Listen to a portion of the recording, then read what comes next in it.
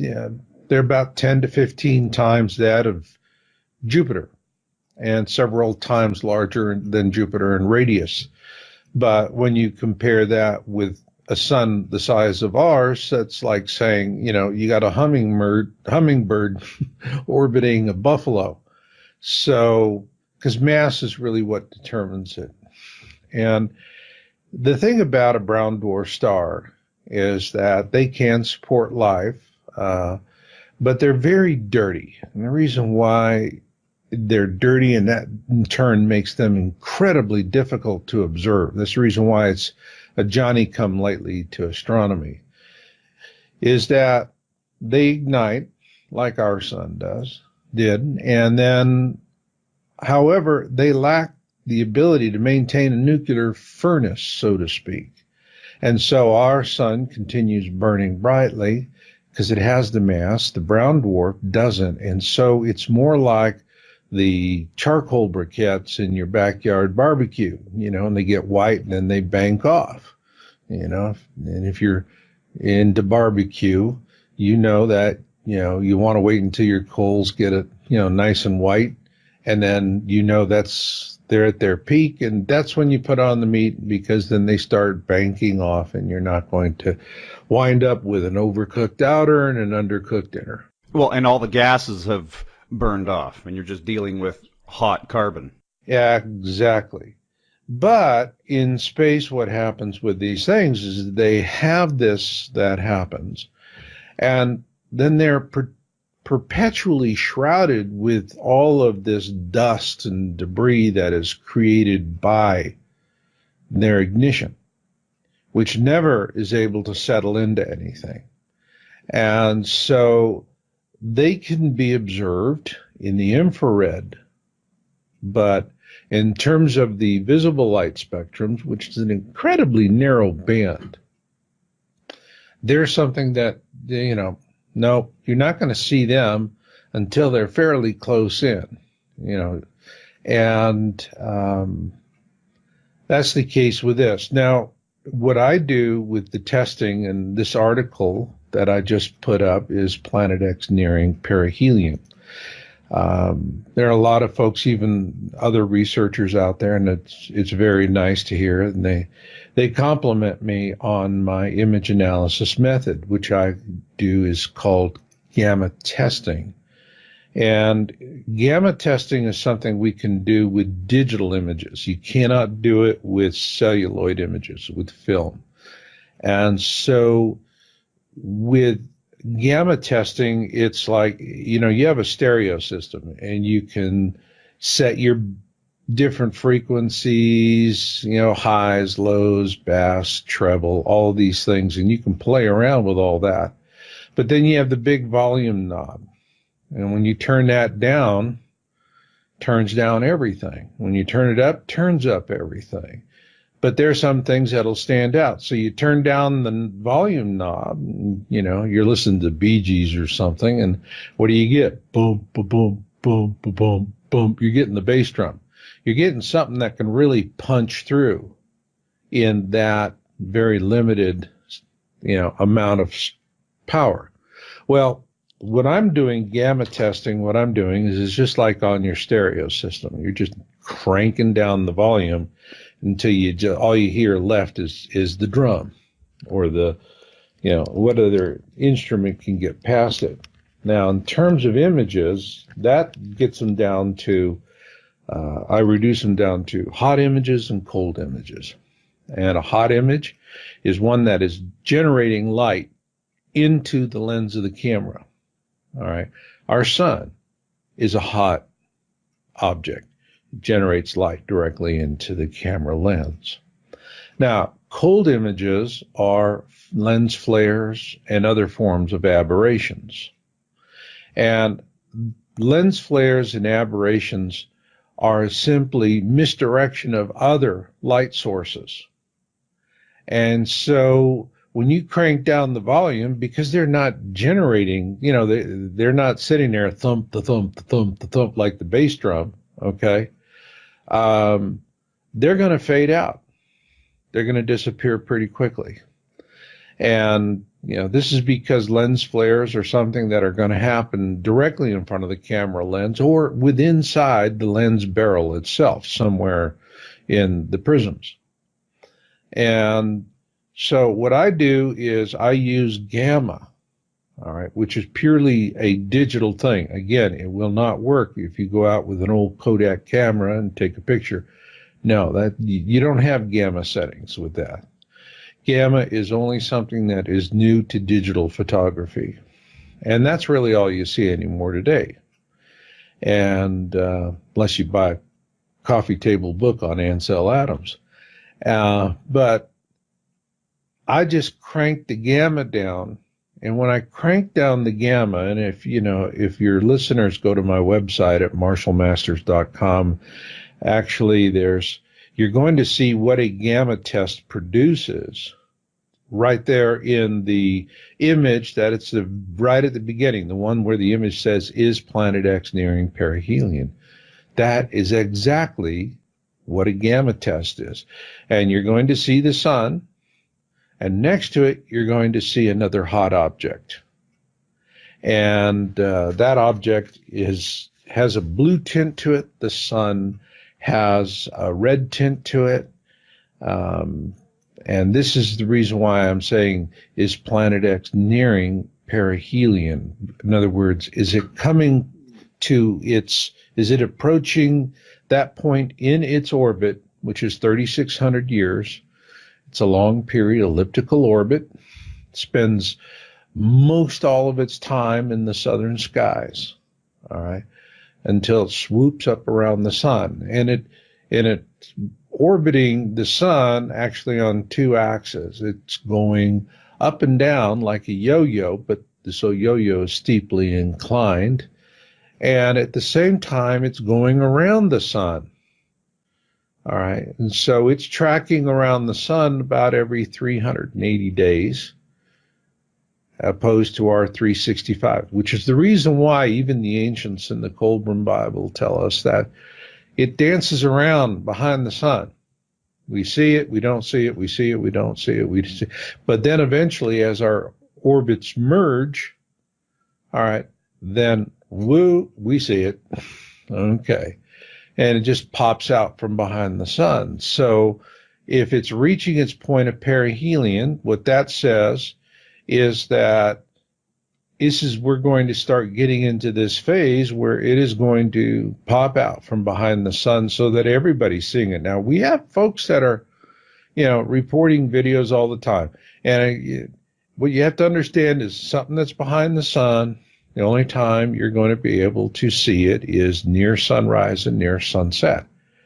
So I get these folks, debunkers, and they go, well, I went out in my backyard this afternoon and I took a look. I didn't see anything. Well, of course you didn't see anything because the sun's too bright. You're not going to see it. And they don't understand that sunrise, sunset, simple difference. And the point I'm making in this is I have been tracking Nemesis, and I've been doing it for a very long time. This picture, which will be on the video, so people can see the picture right now, right, is Planet X nearing perihelion. Are you sure this isn't Mercury or some kind of gravitational reflection? No, it's not Mercury. I mean, you go into, the easiest thing to do is you just go into Solar System Scope, and people can go online and do that. But I actually use Starry Night Pro. And that's the program that I use for this. And I go and look, but I mean, I've been looking, at Venus and Mercury for a long time. And I want to tell you, Venus and Mercury do never look that big, period. Okay. And I've seen them in the gamma testing, so I mean, for me, it's like, I will do this. I'll go to Starry Night, but, I already know it's not Venus or Mercury or something else because it's a hot object. All right. If it's something else, then it'll be a cold object and it won't pass muster with the gamma test. Now, The interesting thing is we're continually tracking this object, which is to the sun's 3 o'clock relative to the horizon. Now, out in space, the ecliptic, the plane of our solar system, puts that more up, say, around 1:30, okay, relative to the sun. But we see it at 3 o'clock because the Earth is tilted. All right. So our horizon is not the same thing as the ecliptic, the plane of our solar system. I have a video, Planet X System Update number 4, and actually it's in that article, and people can watch it. And we have from Spain, Brazil, and other places where we're tracking the same object in the same exact place at different times of the year. Every case, it is not Venus, it is not Mercury. Those are very small relative to this. Extraordinary claims require extraordinary evidence. Sagan. Oh, God, you're... Okay, so you want billions and billions and billions of facts. Nope, just an extraordinary one. Okay. Is this gamma shot your extraordinary evidence? I think that I'm doing the best that I can, being that I don't have the resources of a government, and I'm just relying on what you have. But there are, in my videos, when I put up something in my video, it's a challenge to debunkers, disprove this. So in that regard, if you see it in one of my videos, yeah, it's extraordinary. Basically, you're saying there's a conspiracy by NASA to cover this up. Oh, yeah. And it goes much higher than NASA. I just watched the movie Interstellar. Actually, I haven't seen the last 30 minutes, so don't blow it for me. But oh, no. Okay. All right. Yeah. I won't do that. Fantastic show so far, right? It is. Oh. I'm just riveted, and I have to take breaks because I have to cool off. It's just too much. Are they just not telling us about Planet X because, just like in Interstellar, they didn't think that panic made any difference? Well, in Interstellar, oh, golly gee, I can't answer that question because you haven't seen the end of the show. I'm not going to kill it for you. But let me, and I do love that. I've probably seen that movie a dozen times. I just do enjoy it. And I especially love, the human angle that they put on it. Now, the reason why we're not being told is we are going to go through a worst case scenario flyby. Now, this has been well documented in the Colburn Bible, which is an ancient wisdom text, and the first parts of it were written about the same time as the 5 books of Moses. And while the Hebrews were wandering in the Sinai, and it tells us that the sinking of Atlantis, Noah's flood, and Exodus were all the result of flybys of this mini constellation system through the core of our system. And the reason why you have some that are best case scenario and worst case scenario, I mean, they're all going to hurt. But there's a particular part, a segment of this orbit, which is from its point of perihelion to where it arcs down to the ecliptic, the plane of the system. And when it does, it comes up and it'll pass over our heads.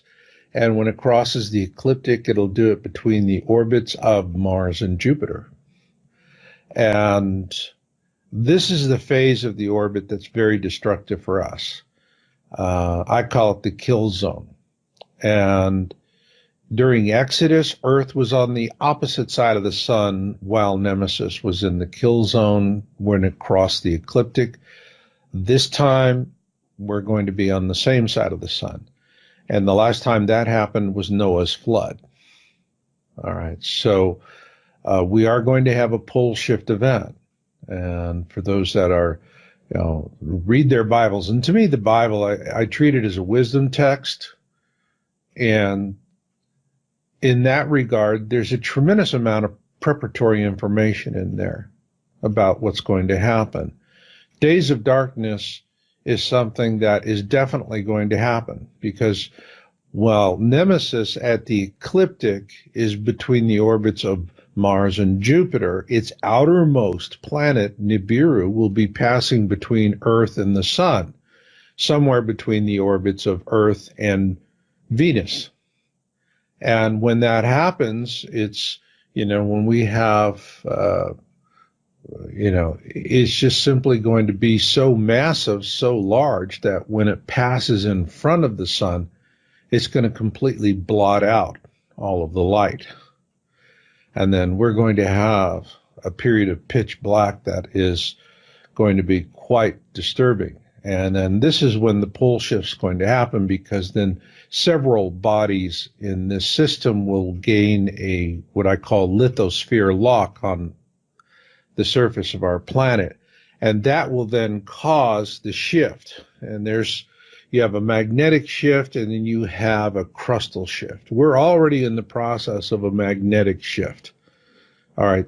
And that's the reason why they're having to go out and renumber at airports, the runways, because the runways are all set on magnetic compass settings. And those are changing. And so they have to repaint those and republish. And this is, when you look at what's happening, it's moving around a lot more. So the magnetic pole shift is in its early infancy beginning to do. Then also we would have a flip of the magnetic poles. All right. So where north is now south and south is north.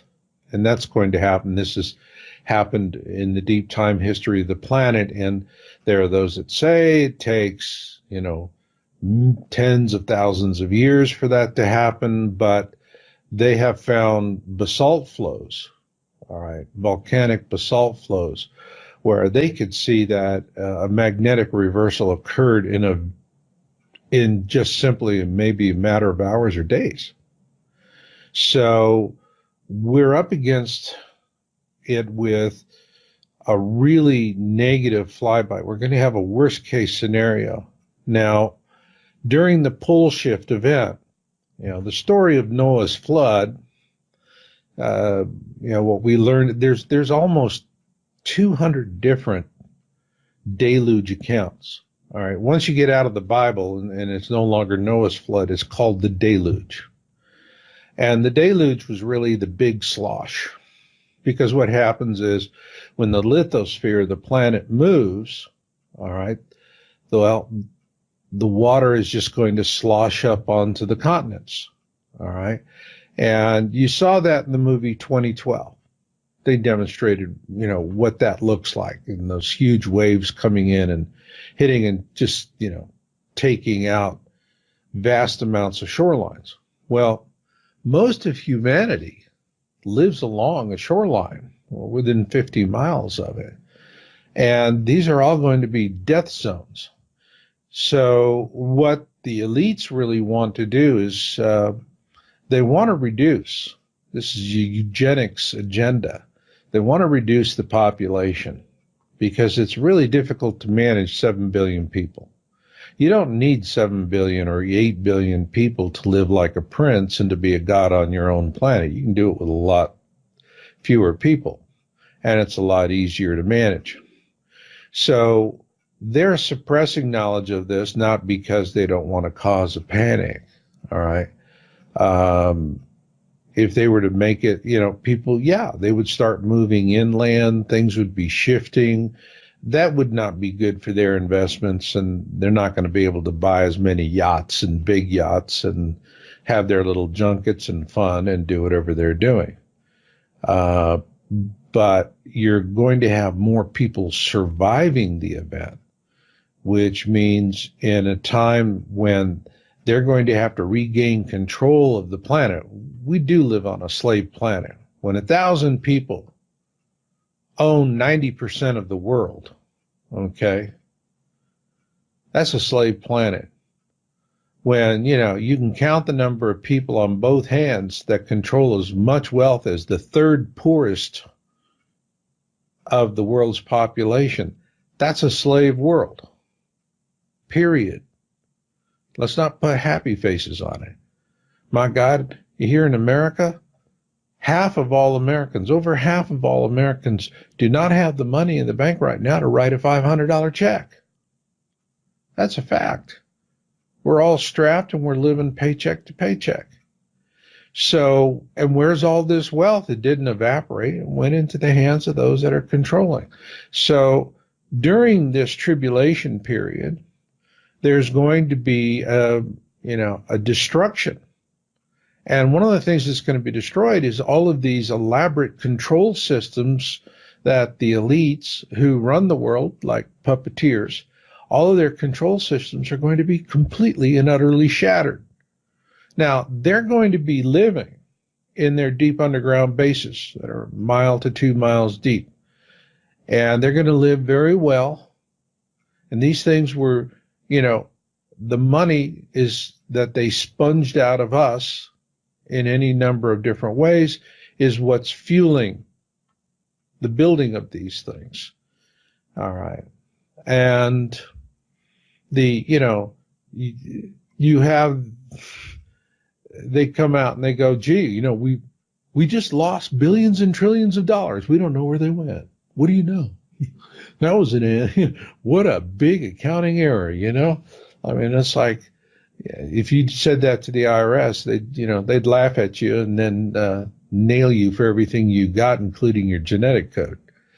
And so they're going to be in their deep underground bunkers, and they have their seed vaults and storages and whatever. And so their plan is when things start settling down, and they'll know when things are going to settle down, they're going to come up to the surface and see who's left.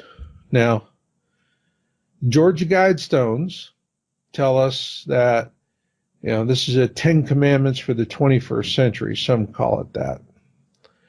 And it's written in 8 different languages. And the first one says, keep humanity under 500 million. Well, it doesn't tell us how we get there. It doesn't tell us how 9 in 10 of 90% of us are going to perish and what's going to come. It just says, keep it under 500 million. In other words, once you're there, you're there. Don't let the population exceed 500 million for the whole world. And live in harmony with nature. Well, that's what's, the vast majority is along the shorelines.